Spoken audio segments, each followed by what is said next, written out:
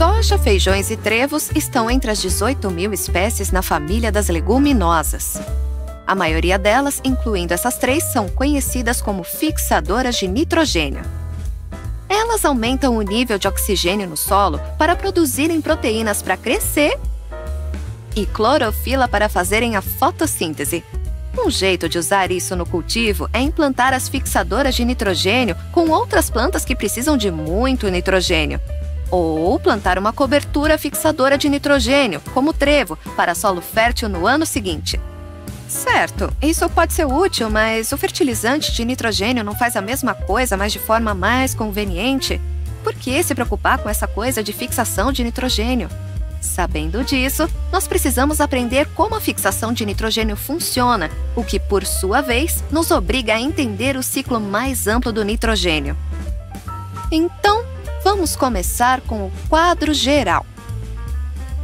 O nitrogênio compõe 78,8% da atmosfera da Terra por volume, mas a maior parte dele se une em dois átomos de nitrogênio juntos fortemente ligados, o que não é muito reativo e é inútil para as plantas. Para que isso se torne disponível para as plantas, precisamos da ajuda das bactérias. Várias espécies de bactéria comem nitrogênio da atmosfera e expelem amônia.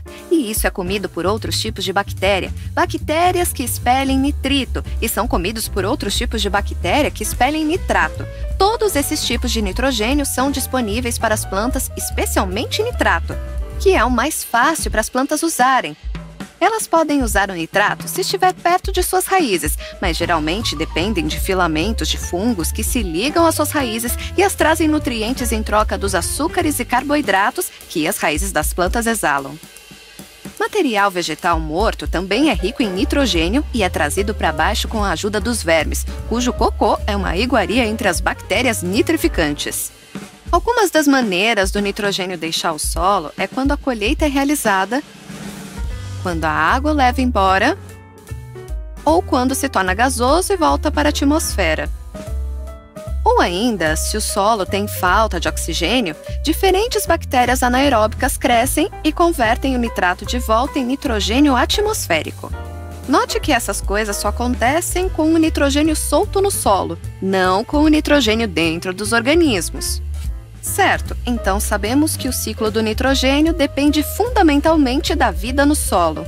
Sem esse ciclo, as plantas ficariam bem tristes, mas você deve ter notado que, se o processo de fixação é feito pelas bactérias, então onde as plantas fixadoras de nitrogênio entram?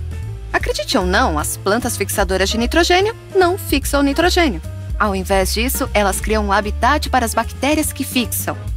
As raízes delas têm pequenos nódulos que abrigam grandes quantidades de bactérias fixadoras de nitrogênio.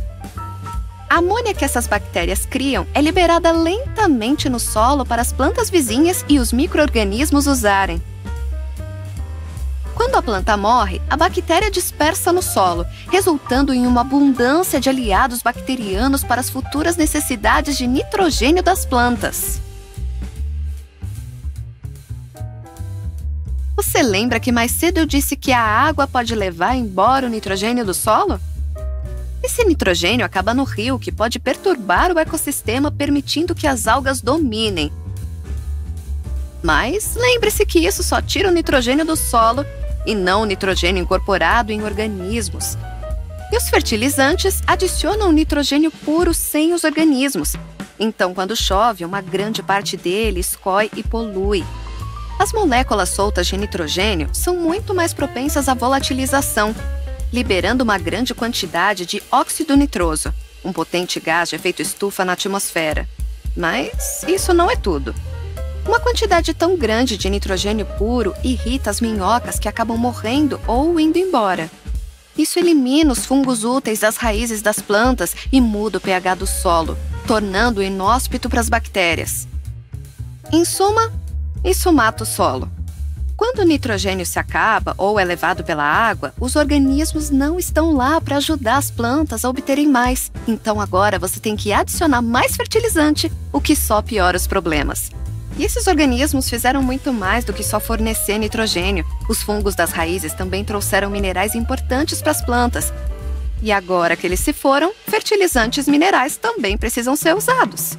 Ao invés de trabalhar com essa teia autossustentável de organismos livremente compartilhando nutrientes, agora nós temos que gastar mais dinheiro para adicionar cargas de fertilizante no solo morto, envenenando a água e contribuindo para a mudança climática.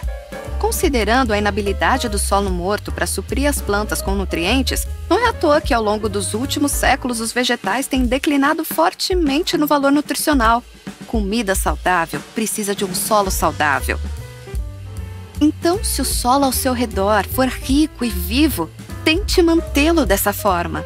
Mas, se como a maioria de nós, o solo ao seu redor estiver morto ou morrendo, os fixadores de nitrogênio podem ajudar a dar um pouco mais de vida, para que um dia os pequenos aliados sob os nossos pés voltem.